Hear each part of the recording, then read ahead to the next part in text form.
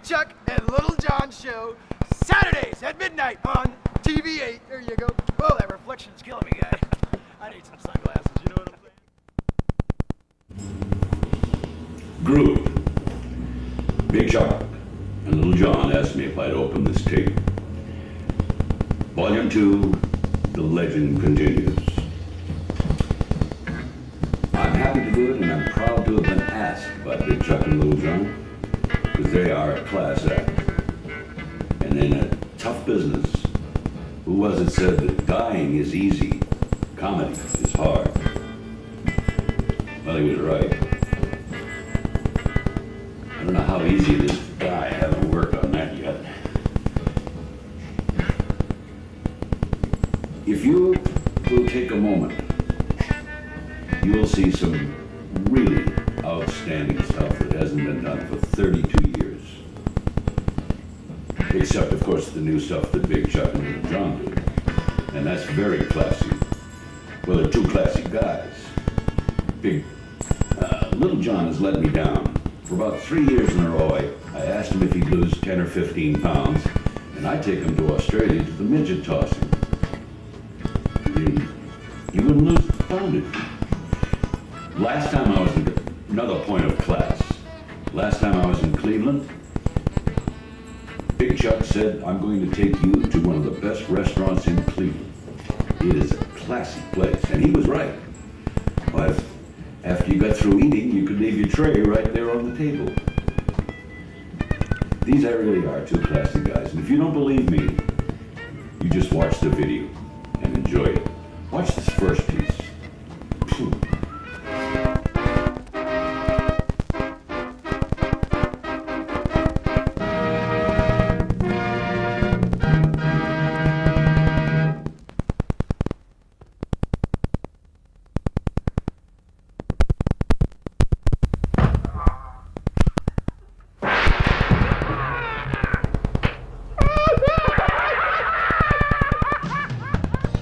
And no matter how much padding you use, that still hurt. And thank you, Ernie Anderson, for that great intro. Gang, can it be possible that a year has gone by since we made Volume 1 of our video? And during that year, as promised, we did take some of your suggestions for putting together Volume 2 of Big Chuck and Lil John, The Legend Continues. And once again, I ask you, after 32 years on the air, where do we begin? Well, as we did in Volume 1, let's start at the beginning. Way back in 1963, Ernie Anderson began the madcap comedy on TV8 when he invented a character called Ghoulardi. Whatever happened to Ernie Anderson? Down with Bill Gordon. No, up with Bill Gordon. Bill Gordon played beautiful baseball out there. He was lousy. That's what I like. Pick it up so we can get a shot of it.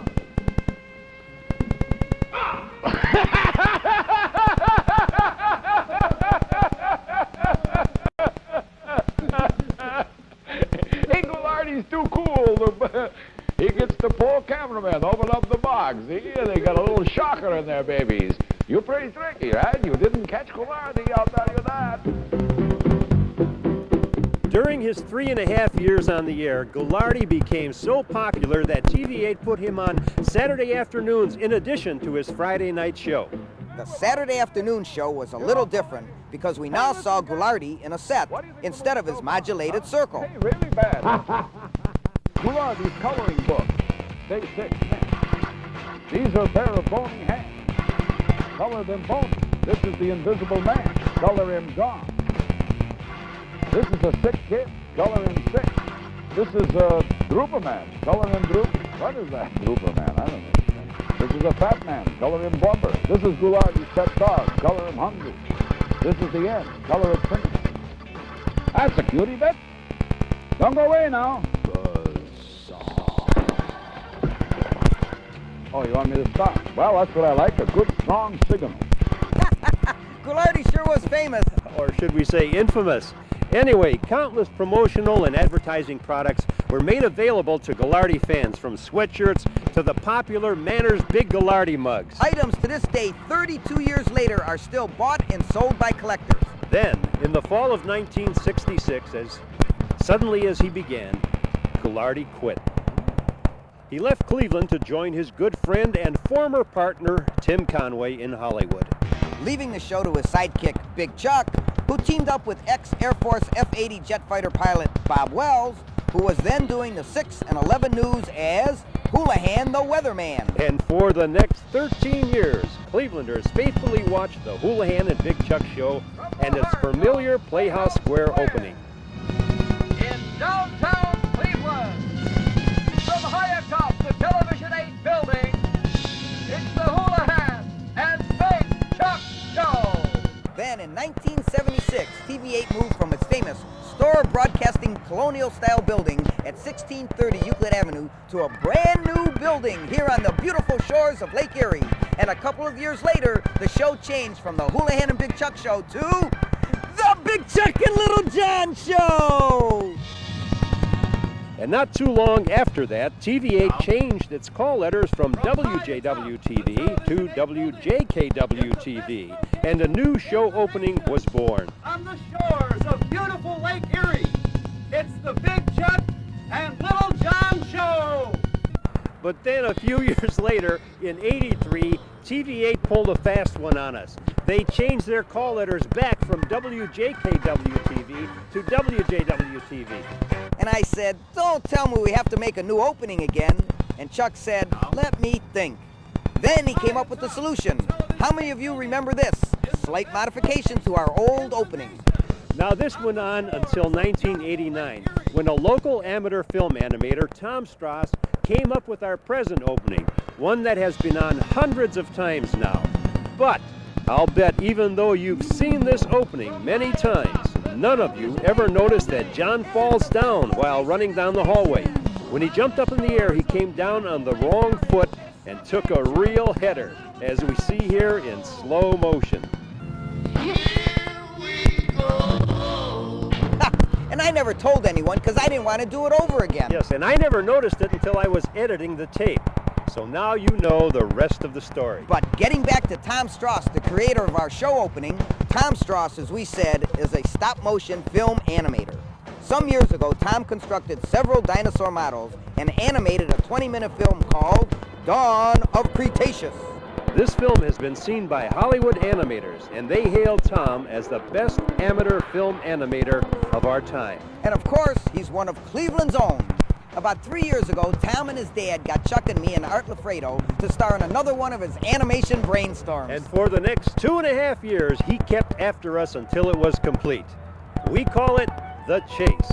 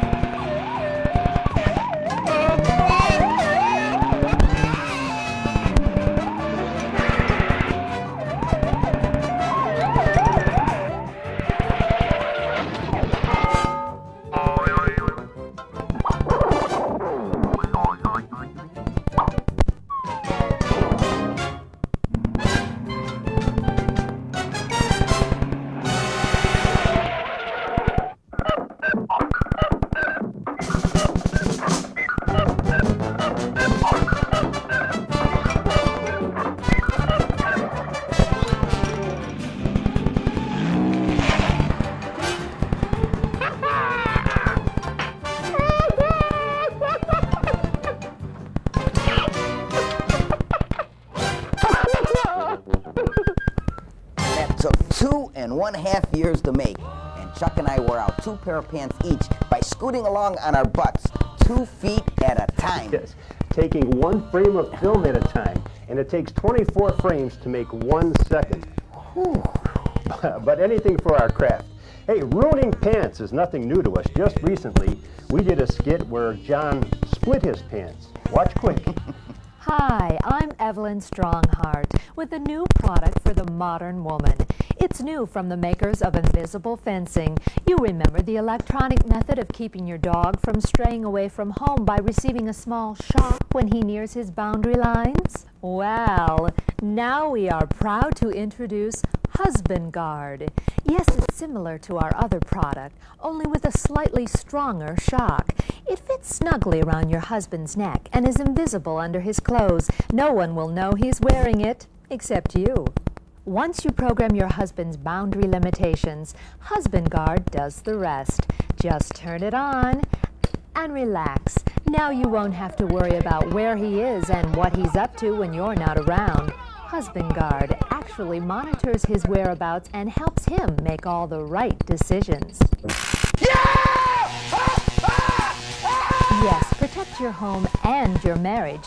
Get Husband Guard today. It really works. Now, just like your dog, your husband will soon learn his boundary limitations, and the shock voltage can be varied with each location. Yes, enjoy peace of mind knowing your husband will no longer be tempted to do the things that naughty boys will do, and it will save you money. No more drinking, no more girly shows, and no more gambling away part of his paycheck. Husband Guard, only $29.95. Protect your home. Send for yours today. Call 1-800-555-ZAP. That's 1-800-555-ZAP. Oh yeah, what a big seller that would be. And what a fine job Paula Klein does. Yeah. Paula, just one of the many people who has become part of our show over the years. And speaking of over the years, back to the Twilight Zone again, to the year 1963, and Ghoulardi. Hey, next week, tomorrow, yes, on Masterpiece Theater, The Island of Lost Souls. Can you believe that? Oh, here it is. Howard Hoffman is not well. And remember, Steve, what I told you, Oxnard. And we'll continue the life story of Ghoulardi. Will somebody answer that telephone over there? Hello! Funny, the phone's still ringing. Maybe I better hang up. That did it. Whipping. Don't ask. Remember, the words of my father, Oxnard. Now, besides his famous Ghoulardi show, Ernie Anderson created the Ghoulardi All-Stars. We played basketball games in the wintertime, and we even played hockey. Now, here's a shot that's a collector's item for you. There's old Captain Penny. In the fall, we played football. Our team was undefeated, by the way.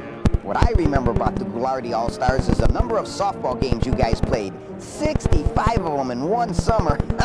And I'm sure many of the kids you see in these old films have gray hair now. As Chuck said, Ghoulardi began the All-Stars, and from 1966 to 1979, Hoolihan and Chuck kept them going. And since then, Chuck and I are still playing. We shouldn't be, but we are. Okay, getting back to Ernie. During his Ghoulardi shows, he also did skits, usually playing the role of a buffoon-like character who didn't have both oars in the water. But beyond a doubt, the most famous thing Ernie Anderson concocted was Parma Place, a parody of the controversial TV series at the time on ABC called Peyton Place, which launched the career, by the way, of Mia Farrow. Only in Ernie's series, all the people lived in Parma. And it launched Chuck's career. There's a card. Here. A card. Thinking of you. From a secret admirer. I wonder who that could be. I wonder who that could be. Yeah. Hello.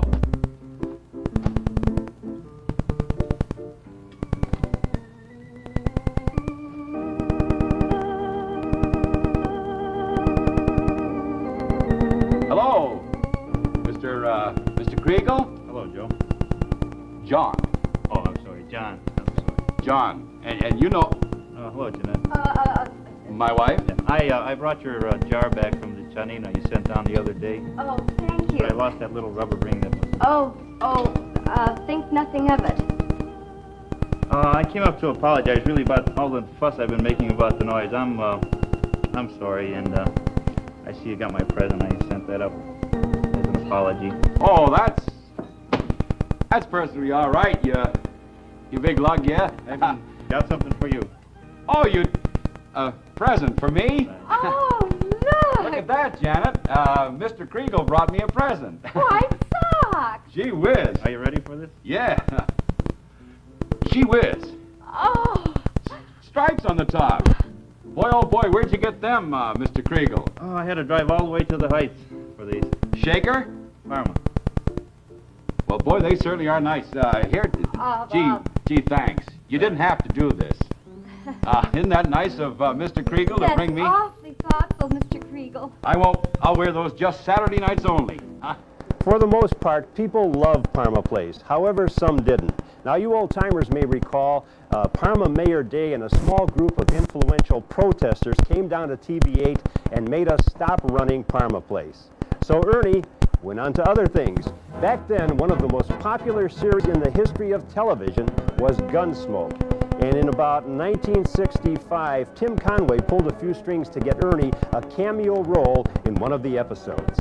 I remember that. It was in all the papers. He played a dirty old tramp that Marshall Dillon ran out of town. And as soon as Ernie got back, what else? He did a spoof of Gunsmoke. Now, naturally, he played the Marshal. Patty Rowe took the part of Kitty, which you might guess was Dorothy. TV film editor Bob Sawinski was Quigley, and I had the title role of the Stranger. Here is a brief scene.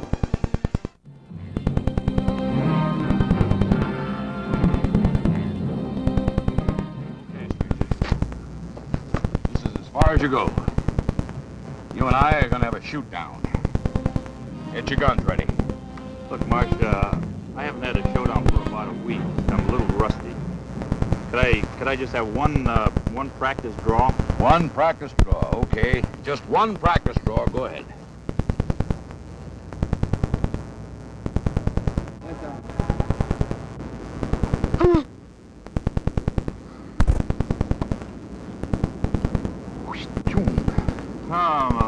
Still a little rusty, but okay, I'll do it. You're rusty? A little slow. Oh. Now, I know you like that one, but every time I talked to Ernie, he told me his favorite skit with you was the batting coach. Your very first skit, he said. That's right. Uh-huh. Would you like me to hit one? Yeah, why don't you just hit away there and maybe show him. Go ahead. Just hit it out there. Yeah. Okay. Remember now, firmly with your hands. Right. Firmly. Oh. Well, listen, is the stance important? Oh, You were talking earlier before the broadcast about stance. Right. Stance is very important, Aaron, very important. Perhaps you could explain something about stance? I like to have the players, once they get in the batter's box, to place their feet firmly on the ground. And swing away. Yes. I'll try to hit this one here.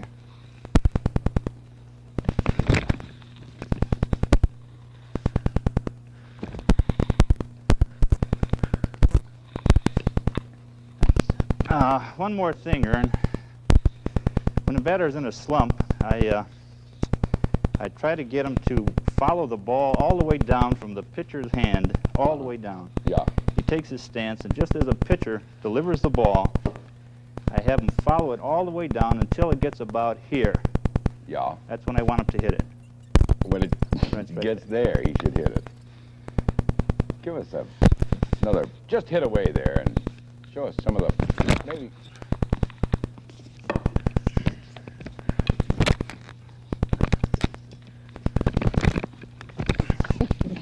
Talk about nostalgia. I wonder what Ernie thinks of now when he looks back on that old skit. The guy's gonna strike out all his life. Hi, Big Chuck. Man, is he getting old. Hey, how old is Ernie? Hang on to your seats, gang. Ernie Anderson is 71 now. Wow. Still as ornery and unpredictable as ever. Okay, from an old baseball skit that Chuck did 31 years ago to one we did just over a year ago. Yeah, it features almost the entire sports department here at TV8. Now this footage, ladies and gentlemen, is in itself a collector's item. It has scenes of the last baseball game played at the Cleveland Stadium. This is indeed your own personal bit of history preserved on tape. Oh, wow, what a play! The Indians are really in a pennant race.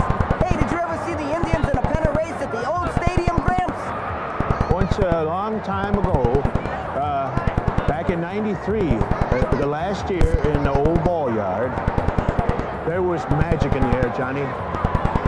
I'll never forget the great Shadowski at the bat. Here we go, Tribe fans. Crunch time at the House of Thrills. Bottom of the 17th. We're all tied up at 4 in this one-game playoff for all the marbles against those hated New York Yankees.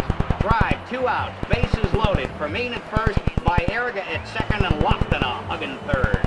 And get this case, with the injury to Bell and the already thinned-out bench, Rover's got to go with the ancient ethnic. Well, John, as longtime Tribe fans know, Shadowski unstoppable in his prime, but he's just a little bit long in the tooth now, or as they say in the clubhouse, his kielbasa's lost its bite. In fact, the only reason he made the team at all is as a batting coach and part-time groundskeeper. Let's hope he's got a little ethyl left in the old tank. Hey, you! Get rid of that cigar!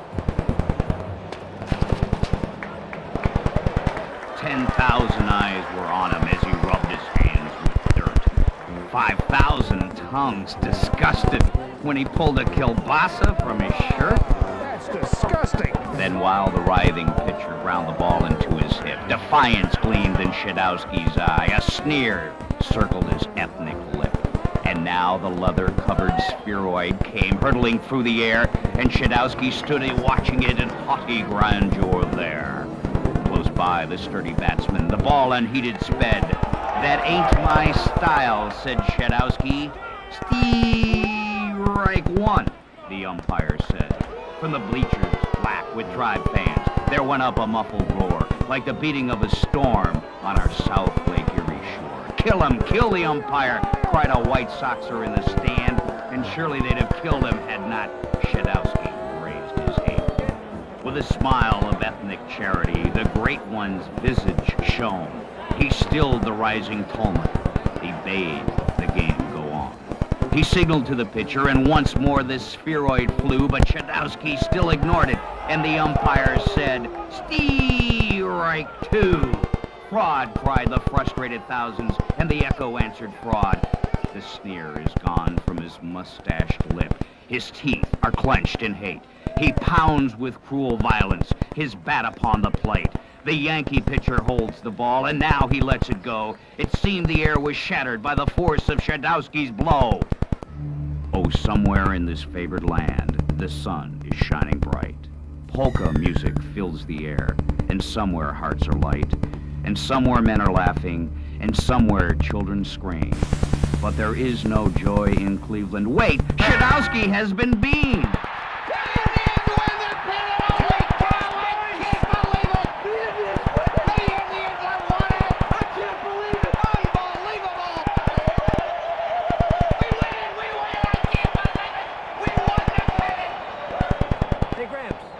Hey, wake up. Pop, you owe me $22.50 for the kid's Polish boy. Was it only a dream?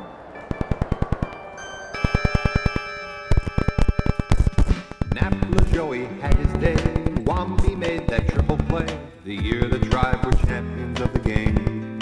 The Gray Eagles soared to the peaks. Smith and Bagby ended the streak. Things were great in '48 when Woodrow had the reins. I'm talking baseball. Ah, yes, memories. And while we're in a nostalgic mood, let's go back to a time when the Cleveland Stadium wasn't even built yet. Back to 1895, when Euclid Beach Park first opened. And for generations, people enjoyed the good times there. In 1935 or so, a ride called the Rocket Ship was put into place.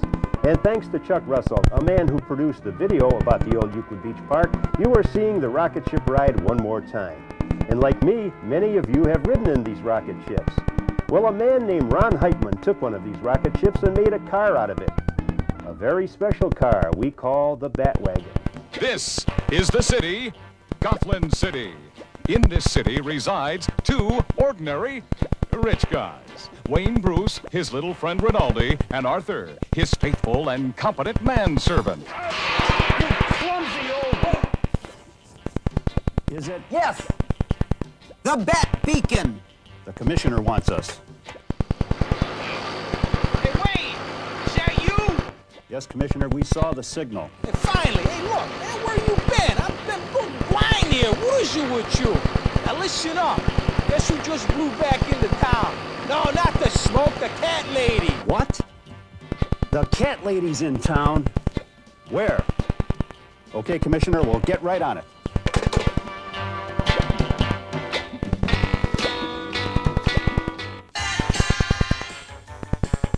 Whenever this beacon summons, Wayne Bruce and his little friend become Gothland's most feared crime fighters, That Guy and Rinaldi.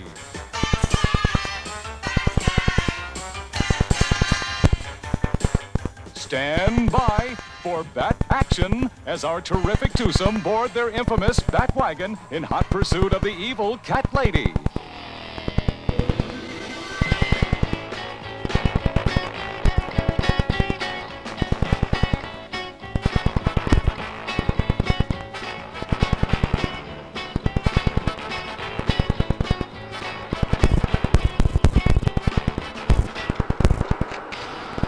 Let's take the alley, it's darker. Okay.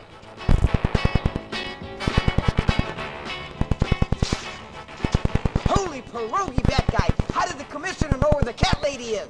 His secret source's middle-aged wonder, whose confidence we must never betray. Hey, Bat Guy! Yeah? Are you looking for cat lady? She's up there! Let's go. Wait, what if she has her henchmen with her? We'll run away to fight another day. What if they chase us? All we have to do is make it back to the Batwagon. Nothing on Earth can catch that.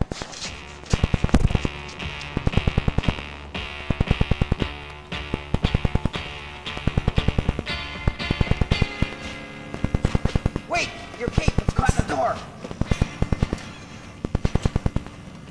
Look, it's her. Holy body stockings. It's the cat lady herself. Okay, cat lady, the jig is up. Oh my! I finally get to meet the famous Bat Guy in person. Oh, you're so striking. Meow. Why don't we get rid of Junior here and we can talk this over alone? Well, I'd hope you'd do the ladylike thing and give yourself up to a life in prison. But if you resist, we're prepared to use force. You're right, Bat Guy. Just let me say goodbye to some of my friends.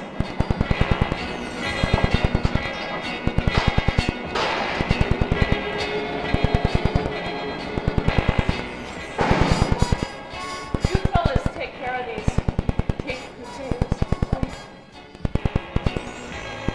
Ta-ta, Bat Guy. Who the heck are you? I'm that guy. Tell your friends.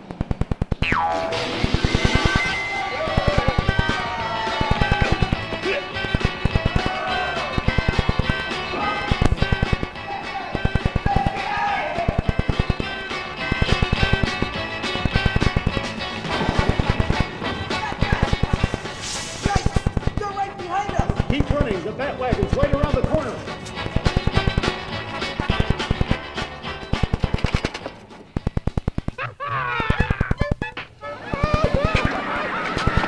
Holy Repo Man!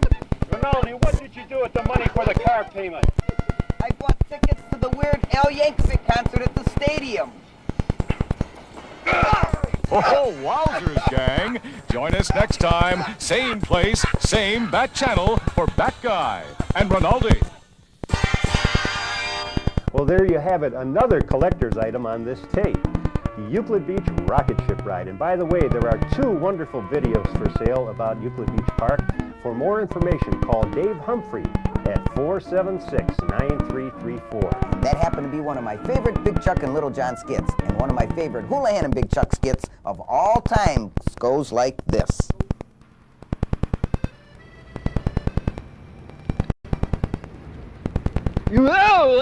Monsieur, votre voiture est sur mon pied, monsieur. Wait. Oh.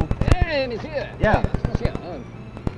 Monsieur, you don't understand French. I'm American. I'm English. American. Yes. En français. I don't speak anglais. Monsieur, you can't stop here. Oui? What do you mean I can't stop here? All these other cars are parking here. Oh, oui, monsieur. Yes, but you must move your toe. Oui? No, I don't understand. Is parking allowed here? Monsieur, pardon. Votre voiture. You are.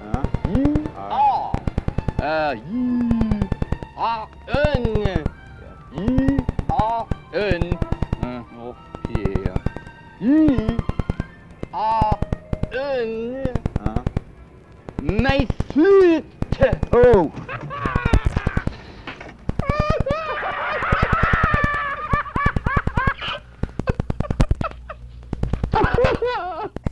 Funny skit. You know, Hooli could do anything, any character, any accent. Bob Wells is a very talented man, and over the years, we have remained good friends and we still keep in touch. We've seen each other several times since he moved to Florida. In fact, the last time I saw him, we were talking about making this video, and because he is a big part of this legacy, the old-timer wanted to share this with you. Thanks, guys. Well, hi, gang. So nice to be with you on Volume 2 of The Legend Continues. I was co-host of this legendary show from 1966 to 1979, and what a wonderful 13 years it was. I'm really glad that some of our better work has been made available in this video, and hopefully many more to come. The 16 years I spent in Cleveland will always be very dear to me. Hope you enjoy the video. And Chuck and John, my bill will be in the mail. Cha-ching! The check's in the mail, Hooli. You know, we could do a whole video on just Hoolihan skits. We won't, though. You're right. And now a skit that is one of my favorites that Hooli did. It's the one that he and I and Art Lafredo did in the alley behind the old TV8 building. Remember this one?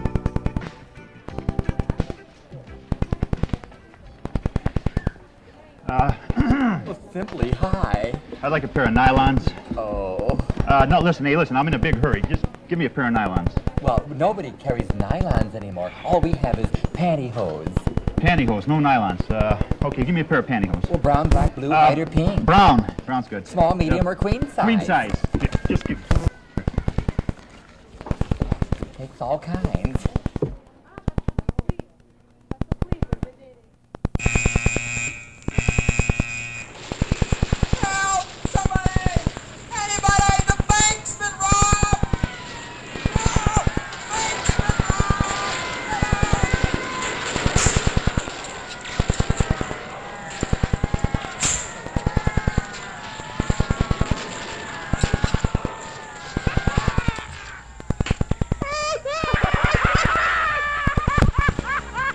You know, I still say Hooli played those parts too well.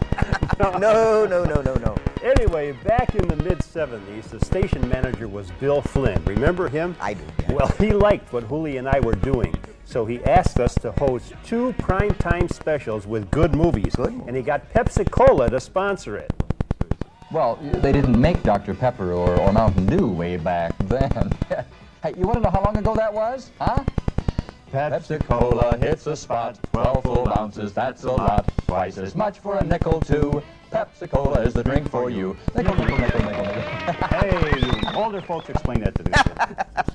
More nostalgia. And speaking of Pepsi-Cola, remember Chuck's first attempt at film animation? Old timers.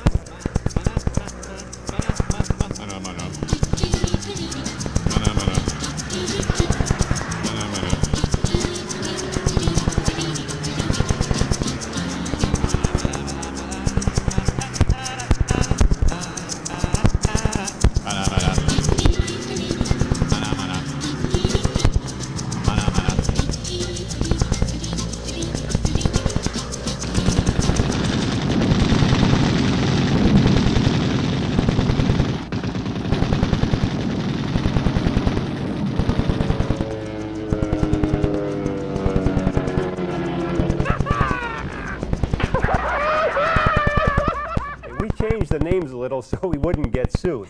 But here we are, 25 years later, still doing Pepsi-Cola takeoffs. Hi. Something new has been added to your soft drink machine. It's the same popular drink with a beautiful new look for the 90s. It's Pepsi, the same great taste in a brand new can. Join the Pepsi generation today. Oh, the new Pepsi. It's beautiful. Gotta have it. Wow, what a great looking can! What a great punch! I love it when he gets all the abuse. Just recently, our own Herb Thomas, videographer here at TV8, had a nice write-up in the Sunday PD magazine section about his founding the fine gospel group Prayer Warriors. Well, Herb has done many good things here with his photography, also won a couple of Emmys, but we will always remember him as the 19-year-old kid TV8 hired in their print shop who became Soul Man. Don't that dial. Listen to Fine Does Not Pay. This is the city, your city. There are 1 million stories in this city, some good, some bad. This is a bad one. At this very moment, the infamous robber, Ratface, is holding up a typical honest businessman of our city. But wait, right now walking the streets of our city is the most feared crime fighter the underworld has ever known. We find him here disguised as Ed Tarbush, mild-mannered TV producer. Through his supernatural extrasensory perception, Ed Tarbush realizes a crime is being committed. He uses his superhuman X-ray vision to look through the concrete walls of the building. A convenient phone booth where he secretly takes the pills that will change him from Ed Tarbush, mild-mannered TV producer, into the feared crime fighter known as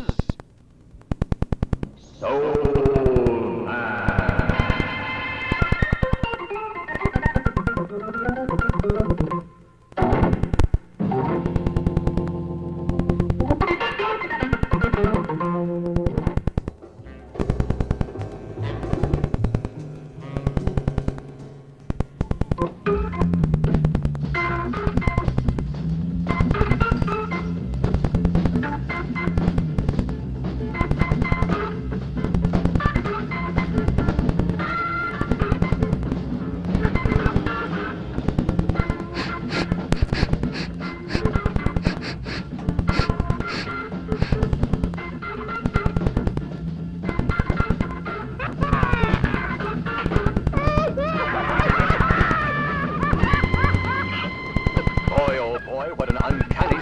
For Ratface. If it weren't for that restaurant being there, Soul Man would have had him for sure. Well, he'll get him next time. Tune in next week when we'll present another thrill-packed adventure of Soul Man. Gosh, Herb looks so young in those episodes. Herb's not the only one. Another 19-year-old kid who became associated with our show in the 70s was a kid who came down to New Talent Time as part of a jug band. And he showed me that he could put a whole Whopper in his mouth and swallow it. Who could ever forget Mushmouth Mariano Pacetti and this classic pizza fight? Good ladies, evening and gentlemen, and welcome to yet another Hoolihan and Big Chuck heavyweight pizza-eating championship of the wild. Tonight, you're in for the doggonedest match you've ever seen. In this corner, our contender for this week, weighing in at 65 pounds, Chris the Fairview Fireball. And in this corner, our reigning heavyweight champion of the wild, at 190 pounds, in royal gold robes, Mushmouth Mariano Pacetti. Here's the referee, Big Chuck. Thank you, Hooli. Okay, fellas, you want to step in here? This week, as always, we will abide by the Marcus of Queensberry rules. That is the the contestant who eats the most pizza in a 1-minute time limit will be the winner. And the pizzas this week, by the way, are courtesy of Angelo's Pizza. They are identical in size and weight. So, contestants, shake hands. When you hear the bell, come out eating.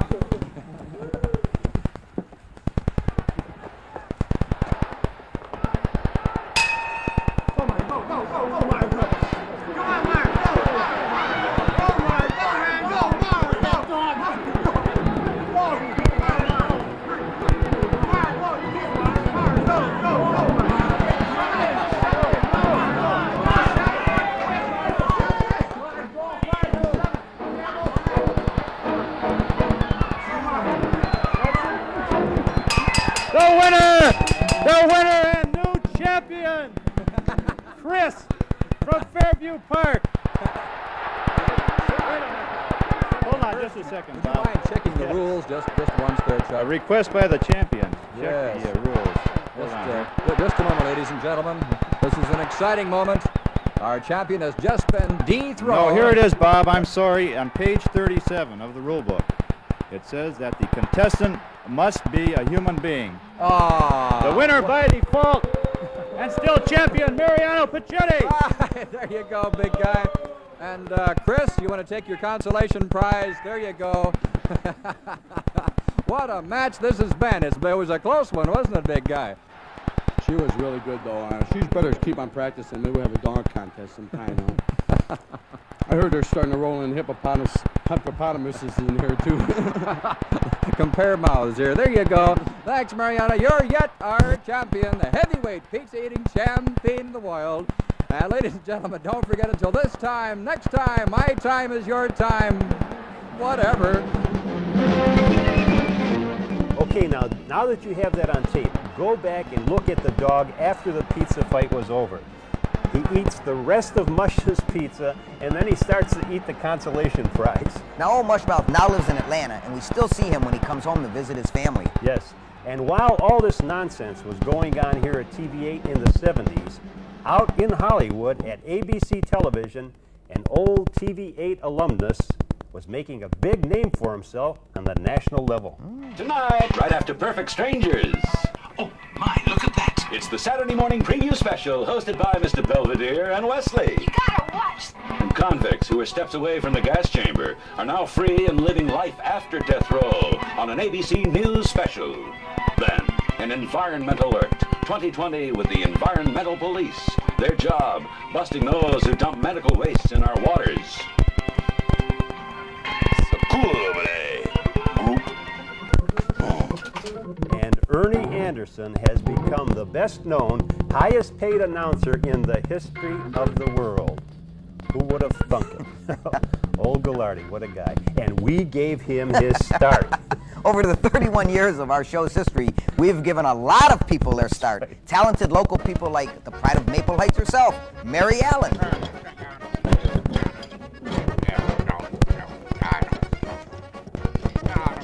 Are you almost done fixing that tub? I'm done for today, lady. I'll finish it tomorrow. What? It's all apart. You can't leave it like that. Lady, I don't have the parts to finish this today. I'll finish it tomorrow. But my bowling league meets tonight, and I have to take a bath. So take a shower. We don't have a shower.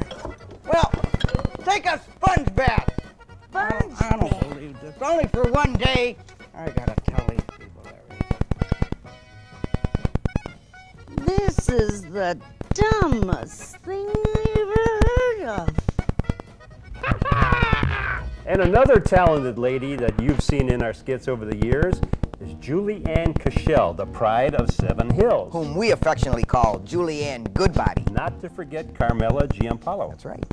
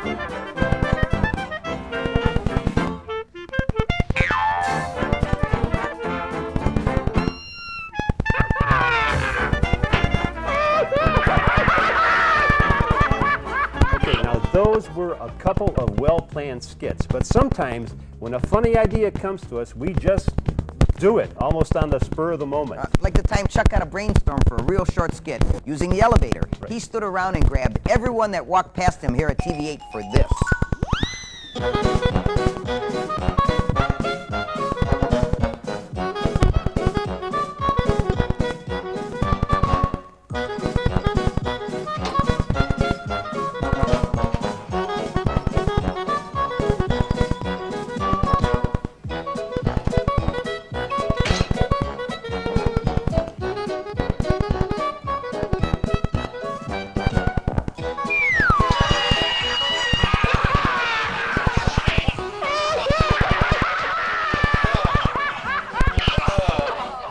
True story. Robin Swoboda came out of the cafeteria with a cup of coffee in her hand, and she just caught the tail end of that when we all fell out.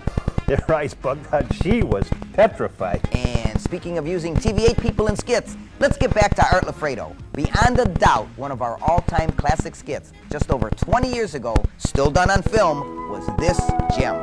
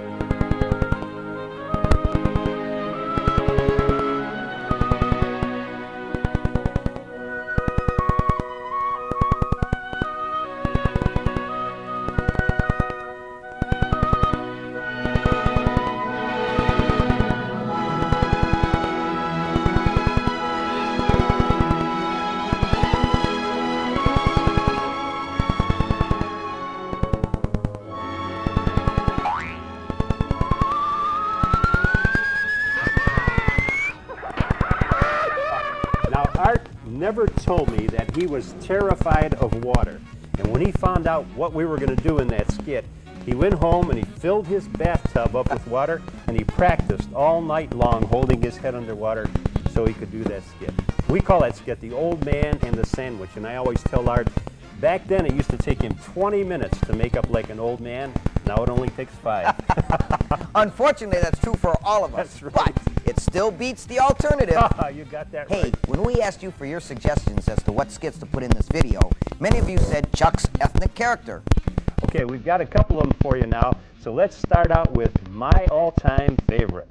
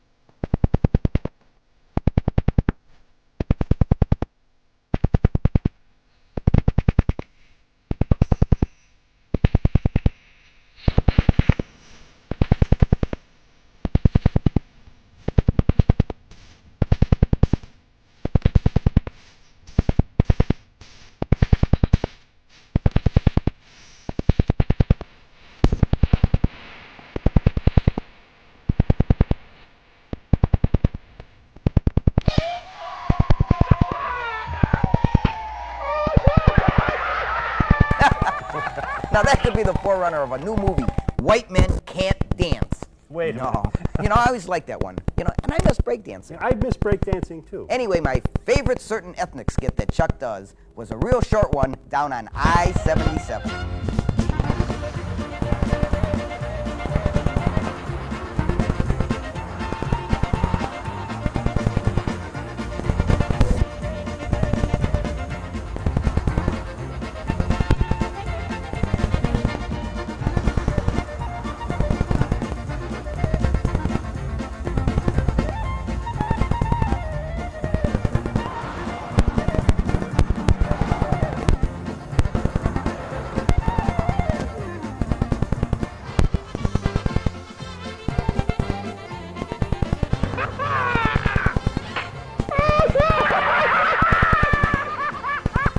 Now that was crazy. That skit took forever to do. Almost every time a car went by and saw me thumbing, they would stop and ruin the shot. He had to hide behind the guardrail till no cars were coming. Yeah.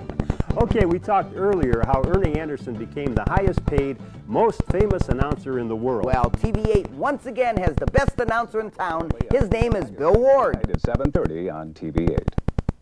This is Bill Ward speaking. They never let me say that. And in the last couple of years, he has become a big part of our show, too. Hi, Bill Ward here for an exciting new potty cleaner. Now, this potty may look clean, but if you look under the rim like this, You'll see the scummies that hide up there. oh, yuck! You know, ordinary cleaners just can't reach those scummies. Introducing new Potty Duck. The incredible new Potty Bowl Cleaner preferred 4-to-1 over the leading brands.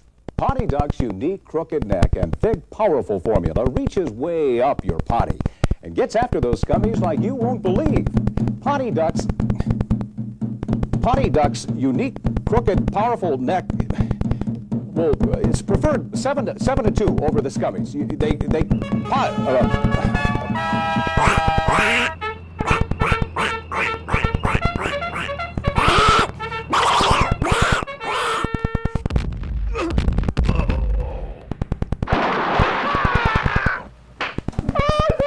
Potty Duck leaves your bowl clean and sanitary, right down to the scummy rabbits. And we are very lucky to have Bill Ward on our team. And speaking of being lucky, we are very fortunate to have a world-famous man right here in Cleveland as a fan. World-renowned neurosurgeon Dr. Robert White has always watched and supported our show, and he even appears in a couple of skits. This is one of his most memorable. And woman, birth, death, infinity.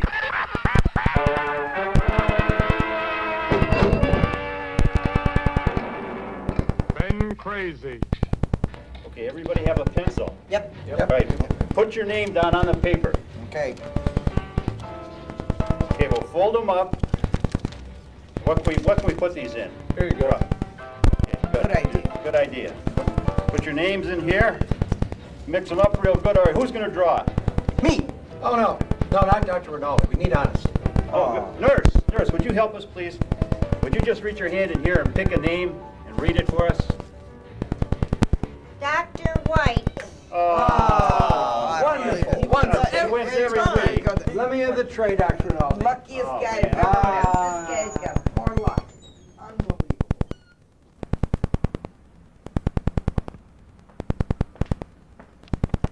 Hi, Doctor.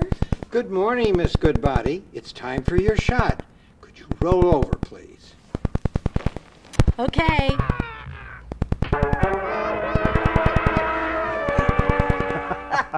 Wasn't that a great look? I told him he did that better than Benny Hill. I told him next time he goes to Rome to examine the Pope, he should show him that tape. And he said, I don't think so. No. Okay, hey, just like in Volume 1, we are going to include a Christmas skit in this tape since it comes out around Christmas. Our little Christmas present to you.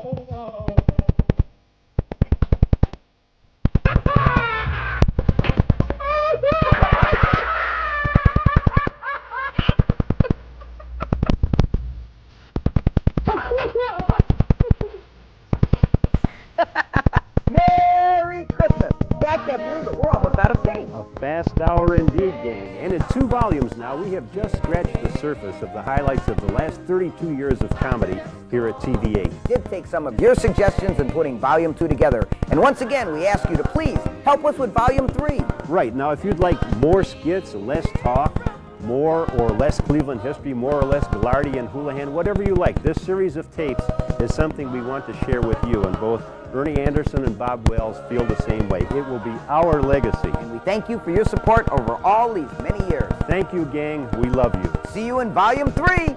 You know, 2 things for sure we have to put in Volume 3.